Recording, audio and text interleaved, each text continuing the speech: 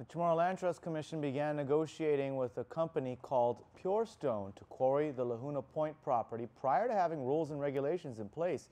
They ultimately stopped the negotiating process, but now that rules and regulations are in place, the company has filed a protest because they now have to start over and compete against a few other companies for the lease. Here's more.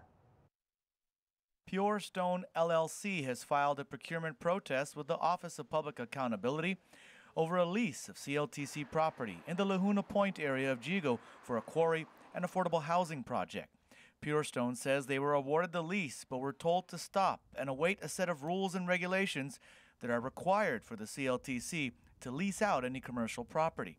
So why did the government of Guam issue an RFP, award it, and begin negotiating with Purestone LLC before it had rules and regulations in place? We knew that we couldn't do a lease or a license without the rules and regulations in place, and so we were doing it basically as an extraction agreement.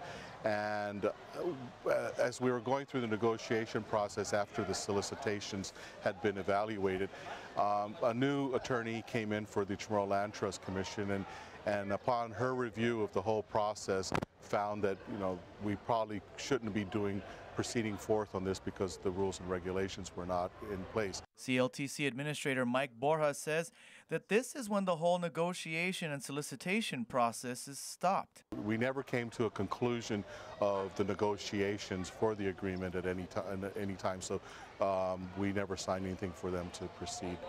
According to the protest itself, the negotiated contract with Purestone LLC was completed on September 9th of 2014, but after review by the Assistant AG, CLTC, Land Management Director, and GITA, it was recommended that Purestone postpone any further action until the rules and regulations were put in place.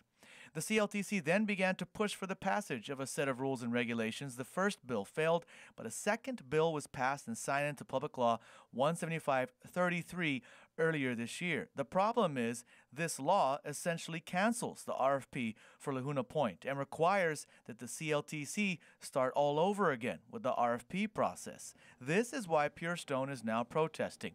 Purestone asserts that the public law does not void the RFP and that Purestone has the right to move forward with the contract that was negotiated in good faith with the Guam Economic Development Authority and the Chamorro Land Trust Commission. According to the protest, Purestone is competing with Hawaiian Rock Products, Perez Brothers Inc., and Smith Bridge Guam for the Lajuna Point project.